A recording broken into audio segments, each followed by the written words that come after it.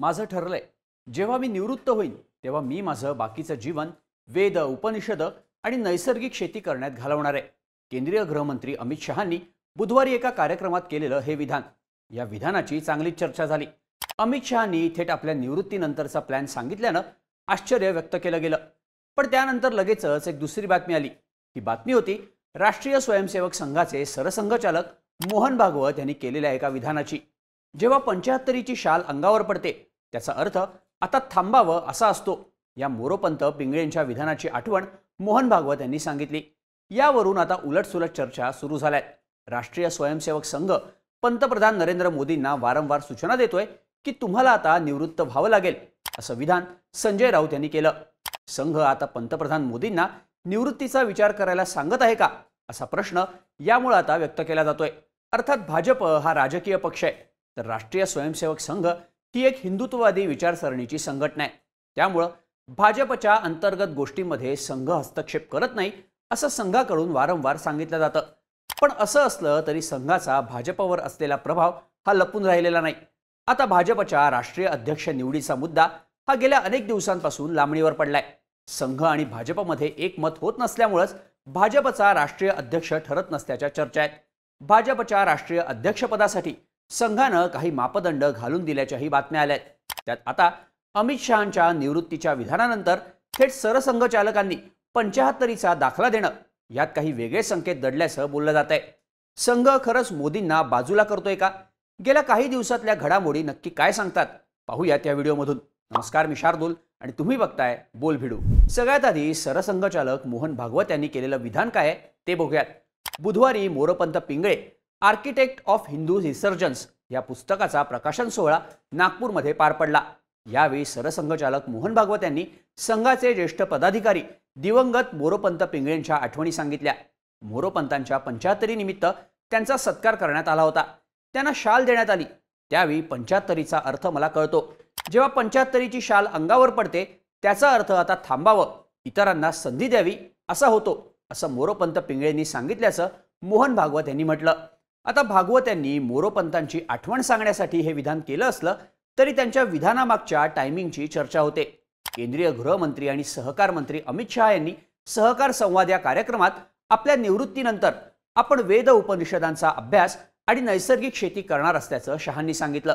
त्यामुळे त्याची चर्चा होत असतानाच भागवतांनी केलेल्या या विधानामुळे संघ आता मोदींना पर्याय शोधत असल्याच्या चर्चा व्हायला सुरुवात झाली आहे. आता या चर्चांमागची आणखीही काही कारणं गेल्या काही दिवसात घडल्याचं पाहायला मिळतं. सगळ्यात पहिला मुद्दा म्हणजे भाजपच्या राज्य प्रदेशाध्यक्षांच्या झालेल्या नियुक्त्या. गेल्या काही काळापासून अनेक राज्यातल्या भाजप प्रदेशाध्यक्षांच्या नियुक्त्या रखडल्या होत्या. त्यामागं काही कारणं सांगितली जात होती. जानेवारी 2025 मध्ये या संदर्भात काही बातम्या आल्या होत्या. राज्यांच्या प्रदेशाध्यक्ष पदांसाठी भाजपकडून तळागाळात संपर्क असलेल्या, पक्षात अनेक वर्षांपासून काम करणाऱ्या आणि विचारधारेशी प्रामाणिक असणाऱ्या कार्यकर्त्याला भाजप प्रदेशाध्यक्ष करणार असल्याचं सांगण्यात आलं. पण त्याचवेळी प्रदेशाध्यक्षांच्या निवडीसाठी आणखी एक अट होती. ती म्हणजे संघाशी संबंधित असलेल्या व्यक्तींना भाजपकडून प्रदेशाध्यक्षपद दिलं जाईल असं सांगण्यात आलं होतं. आता 2024च्या लोकसभेला संघानं पाठ फिरवल्यामुळं भाजपला निवडणुकीत मोठं नुकसान झाल्याचं सांगितलं गेलं. पण त्यानंतर महाराष्ट्र, हरियाणा आणि दिल्लीतल्या निवडणुकांमध्ये संघाच्या पाठिंब्यामुळं भाजपला मोठं यश मिळाल्याचं बोललं गेलं. त्यामुळं भाजप संघाशी जुळवून घेण्याच्या पवित्र्यात गेल्याचं दिसून आलं. यामुळेच राज्यातले प्रदेशाध्यक्ष निवडताना संघाची पार्श्वभूमी असलेल्या व्यक्तीला निवडण्यात यावं अशी अट संघाकडूनच घातली गेल्याच्या बातम्या आल्या.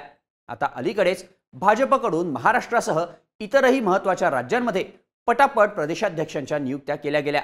यामध्ये महाराष्ट्रात रवींद्र चव्हाण, तेलंगणात एन रामचंद्र राव, मध्य प्रदेशात हेमंत खंडेलवाल, आंध्र प्रदेशात PVN माधव, पश्चिम बंगालमध्ये सामिक भट्टाचार्य अशा नेत्यांची प्रदेशाध्यक्ष म्हणून नियुक्ती केली गेली. या सगळ्यांचे संघाशी घनिष्ठ संबंध असल्याचं दिसून येतं. आता भाजपच्या अंतर्गत नियुक्त्यांमध्ये संघाचा कोणताही रोल नसतो असं संघानं वारंवार स्पष्ट केलंय. पण प्रदेशाध्यक्षांच्या निवडीनंतर संघाचा भाजपमधला प्रभाव वाढत असल्याच्या चर्चा झाल्या. हेच भाजपच्या राष्ट्रीय अध्यक्षांच्या निवडीबाबतही बोलता येईल. जानेवारी 2023 मध्ये JP नड्डा यांचा भाजपच्या राष्ट्रीय अध्यक्षपदाचा कार्यकाळ संपुष्टात आला होता. पण लोकसभा निवडणुकांच्या पार्श्वभूमीवर त्यांचा कार्यकाळ जून 2024 पर्यंत वाढवण्यात आला होता. पण आता ती मुदत संपूनही 1 वर्ष होऊन गेलंय, तरीही अजूनपर्यंत भाजपच्या नवीन राष्ट्रीय अध्यक्षांच्या नावावर शिक्कामोर्तब झालेलं नाही. यालाही संघाचा हस्तक्षेप हेच कारण असल्याचं सांगितलं जातं. पक्षाच्या घटनेनुसार 50% राज्यांमध्ये प्रदेशाध्यक्ष निवडून आल्यानंतरच राष्ट्रीय अध्यक्षांची निवड होते. सध्या भाजपकडे 37 मान्यताप्राप्त राज्य युनिट आहेत. यापैकी 32 राज्यांमध्ये प्रदेशाध्यक्ष निवडण्यात आले. त्यामुळे आता राष्ट्रीय अध्यक्षांच्या निवडीचा मार्ग मोकळा झालाय. काही दिवसांपूर्वी अर्थमंत्री निर्मला सीतारामन, आंध्र प्रदेशच्या डी पुरंदेश्वरी आणि तामिळनाडूच्या वनाथी श्रीनिवासन या तिघांच्या नावांचा राष्ट्रीय अध्यक्षपदासाठी भाजपकडून विचार सुरू असल्याचं सांगण्यात आलं होतं. दक्षिणेतलं आपलं राजकारण मजबूत करण्यासाठी भाजपचा हा प्लॅन असल्याचं बोललं गेलं. पण त्याचवेळी आणखी काही बातम्या आल्या. त्या बातम्यांनुसार 28 जूनला राष्ट्रीय अध्यक्ष जे.पी. नड्डांची संघाचे सरकार्यवाह दत्तात्रय होसबळे यांच्यासोबत संघाच्या दिल्लीतल्या कार्यालयात बैठक झाल्याचं सांगण्यात आलं. या बैठकीचा कुठेही गाजावाजा झाला नाही. पण या बैठकीत राष्ट्रीय अध्यक्षांच्या निवडीसाठी संघाचं मत घेण्यात आल्याचं बोललं गेलं. संघानं भाजपच्या राष्ट्रीय अध्यक्षांसाठी काही मापदंड घालून दिल्याची चर्चाही झाली. भाजपचा पुढचा राष्ट्रीय अध्यक्ष हा सर्वसमावेशक, सर्वांपर्यंत पोहोचणारा, तळागाळात काम करणारा असावा अशी शिफारस संघाकडून भाजपला करण्यात आल्याच्या बातम्या आहेत. मुख्य म्हणजे याचबरोबर संघानं प्रदेशाध्यक्षांच्या वयासंदर्भातही काही अटी घातल्याची चर्चा आहे. संघानं राष्ट्रीय अध्यक्षांसाठी वयोमर्यादा निश्चित करून देत जनरेशनल शिफ्ट सुचवल्याचं बोललं जात आहे. यानंतर 4 ते 6 जुलै दरम्यान दिल्लीत संघाच्या प्रांत प्रचारकांची बैठक झाली. यामध्ये राष्ट्रीय अध्यक्षांच्या नावावर चर्चा झाली असून संघानं आपल्या नावाच्या शिफारशीही केल्याचं माध्यमांकडून सांगण्यात आलंय. एकूणच राष्ट्रीय अध्यक्षांसाठी संघानं वयोमर्यादा घालणं, भाजपनं संघाशी संबंधित व्यक्तींच्या प्रदेशाध्यक्षपदी नियुक्त्या करणं आणि आता थेट सरसंघचालकांनी 75चा उल्लेख करणं, या गोष्टी संघाचा भाजपमधला प्रभाव वाढत असून संघ मोदींना मागे टाकत असल्याच्या चर्चा जोर धरू लागल्यात. 2014 मध्ये राष्ट्रीय स्वयंसेवक संघाकडूनच नरेंद्र मोदींना पंतप्रधान पदाचा चेहरा म्हणून प्रोजेक्ट करण्यात आल्याचं सांगितलं गेलं. त्या टर्ममध्ये मोदींनी संघाशी पूरक भूमिका घेतल्याचंच दिसून आलं होतं.